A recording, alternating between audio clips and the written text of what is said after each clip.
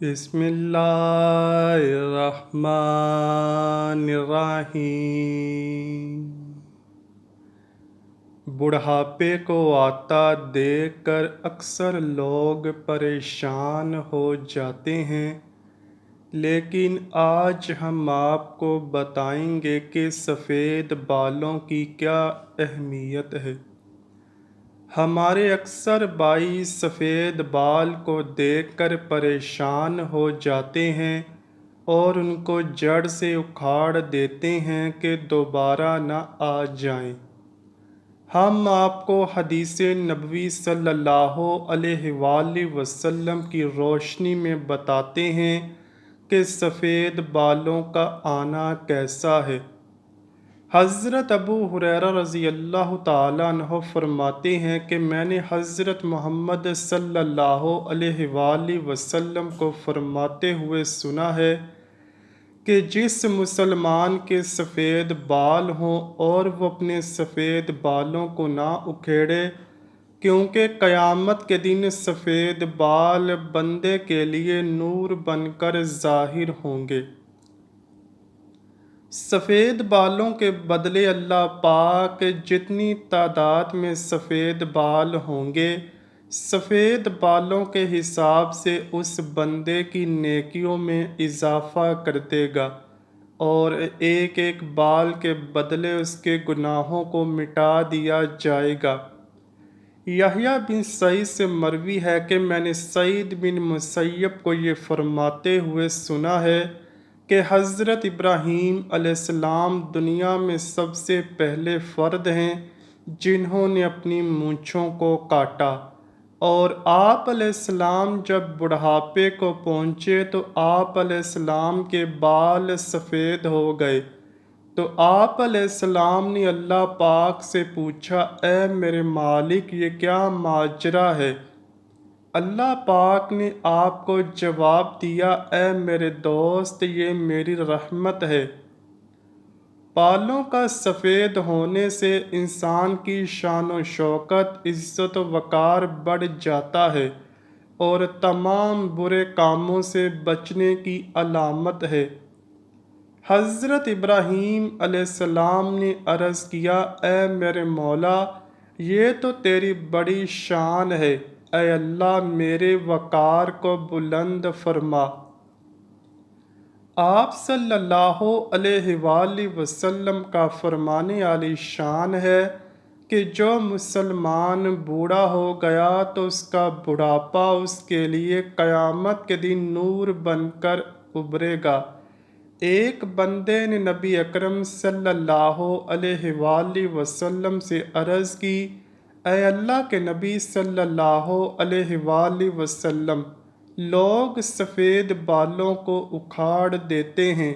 یہ سن کر آپ صلی اللہ علیہ وآلہ وسلم نے فرمایا، جو بندہ اپنے سفید بالوں کو اکھاڑتا ہے تو اس نے قیامت کے دن اپنے نور کو ختم کر کے اکھاڑ دیا ہے۔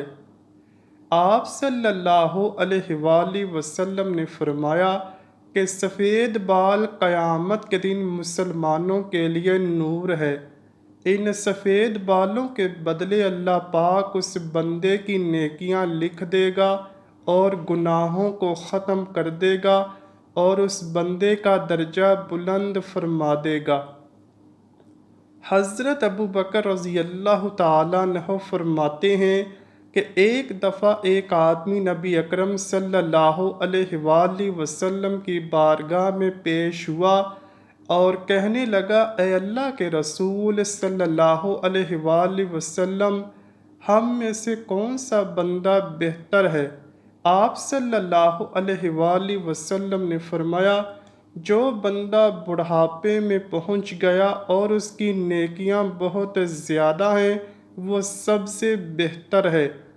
اس نے پھر دریافت کیا، یا رسول اللہ صلی اللہ علیہ وآلہ وسلم، سب سے برا شخص کون ہے؟ آپ صلی اللہ علیہ وآلہ وسلم نے فرمایا، جو بڑھاپے میں گیا اور اس کے گناہ زیادہ ہیں۔ نبی اکرم صلی اللہ علیہ وآلہ وسلم نے فرمایا کہ اللہ پاک کا حکم ہے کہ جب میرا بندہ 40 سال کی عمر میں پہنچ جاتا ہے تو میں اس کو 3 امراض سے بچا لیتا ہوں۔ نمبر 1 دیوانگی، نمبر 2 کوڑ، نمبر 3 جلد کے سفید داغ کا ہونا۔ جب میرا بندہ 50 سال کو پہنچ جاتا ہے تو میں قبر میں اس کا حساب کتاب آسان کر دیتا ہوں۔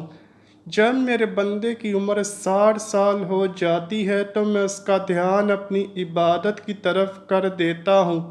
جب میرا بندہ 70 سال کا ہو جاتا ہے تو میرے فرشتے اس بوڑھے بندے سے پیار کرنا شروع کر دیتے ہیں۔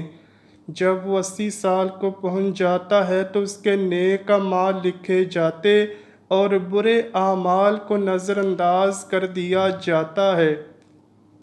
جب بندے کی عمر 90 سال ہو جاتی ہے تو فرشتے فرماتے ہیں یہ اللہ پاک کا خاص بندہ ہے، اس کے سارے گناہ معاف کر دیے جاتے ہیں۔ اس سے مراد ہے کہ اس بندے کی عمر پوری ہو چکی ہے اور روح کو اس کے جسم میں قید کر کے رکھا ہے، بس یہ وصال کے قریب ہے۔ جب بندے کی عمر بہت زیادہ ہو جاتی ہے تو اس کے ہوش و حواس قائم نہیں رہتے، جو منہ میں آتا ہے بول دیتا ہے، اس کو پتہ نہیں چلتا کہ وہ کیا کہہ رہا ہے، کون سے الفاظ بول رہا ہے۔ اس عمر میں اللہ پاک اس بندے کے جوانی کے سارے گناہوں کو معاف کر دیتا ہے، اس سے کوئی غلطی بھی ہو جائے تو اس کو معاف کر دیتا ہے۔ حضرت جابر رضی اللہ تعالیٰ عنہ سے مروی ہے کہ آپ صلی اللہ علیہ وآلہ وسلم نے فرمایا کہ حضرت جبرائیل علیہ السلام ابھی میرے پاس آئے اور فرمایا قسم مجھے اللہ پاک کی جس نے آپ صلی اللہ علیہ وآلہ وسلم کو حق و سچ کے ساتھ بھیجا ہے، ایک آدمی نے 500 سال تک سمندر میں ایک پہاڑ کے اوپر رہ کر اللہ پاک کی عبادت میں گزار دیے۔ یہ پہاڑ تقریباً 30 مربع میل پر مشتمل ہے۔ یہ پہاڑ کئی سینکڑوں میں پھیلے سمندر کے اندر واقع ہے۔ اللہ پاک نے اس بندے کے لیے اس پہاڑ پر میٹھے پانی کا چشمہ عطا کر دیا جس کی دھار ہاتھ کی انگلی کے برابر ہے۔ اس پہاڑ کے پاس ایک انار کو اگا دیا جس پر ہر دن ایک انار لگ جاتا تھا۔ وہ بندہ پہاڑ سے نیچے آتا، انار سے پیٹ بھر کر وضو کرتا اور اللہ پاک کی عبادت میں مصروف ہو جاتا تھا۔ جب اس نے ایک بندے کی موت کا وقت آیا تو اس نے اللہ پاک سے دعا کی، اے اللہ پاک میری موت سجدے کی حالت میں آئے اور میرے جسم کو پاک صاف جگہ پر محفوظ کر دیا جائے، اور جب قیامت کے دن دوبارہ مجھے زندہ کیا جائے تو سجدے کی حالت میں زندہ کیا جائے۔ اللہ پاک نے اس کی اس خواہش کو پورا کیا۔ ہم آسمانوں پر جاتے اور زمین پر اترتے وقت اس کو سجدے کی حالت میں ہی دیکھتے ہیں۔ روز قیامت جب اس شخص کو اللہ پاک کی بارگاہ میں پیش کیا جائے گا تو اللہ پاک اس کو فرمائے گا اے میرے بندے میری رحمت سے جنت میں چلا جا۔ تو یہ بندہ سوال کرے گا اے اللہ پاک میرے نامہ اعمال کی وجہ سے مجھے جنت میں کیوں نہیں بھیجا جا رہا؟ 2 بار یہی قصہ ہوگا، پھر اللہ پاک فرمائے گا جا بندے میری رحمت سے جنت میں چلا جا۔ یہ بندہ کہے گا اے اللہ میرے عمل کی وجہ سے مجھے جنت کیوں نہیں عطا کی جا رہی؟ تو اللہ پاک اس سے فرمائے گا تجھے جو نعمتیں میں نے عطا کی ہیں اس کا اور تیرے عمل دونوں کا حساب و کتاب ہوگا۔ صرف آنکھ کی عطا کی گئی نعمت سے اس کے 500 سال کے سارے کیے گئے نیک اعمال ختم ہو جائیں گے، اور باقی سارے جسم پر جو احسان ہوں گے وہ زیادہ ہوں گے۔ اللہ پاک فرمائے گا اس بندے کو جہنم میں ڈال دو۔ جب اس کو جہنم میں لے جانے کے لیے پکڑا جائے گا تو وہ بندہ کہے گا اے اللہ پاک مجھے اپنی رحمت کے ذریعے جنت میں بھیج دے۔ اللہ پاک فرمائے گا میرے اس نیک بندے کو ادھر لاؤ۔ جب اس کو لایا جائے گا تو اللہ پاک فرمائے گا تجھ کو پیدا کرنے والا کون ہے؟ وہ بندہ کہے گا اللہ پاک آپ ہی نے مجھے دنیا میں زندگی عطا کی۔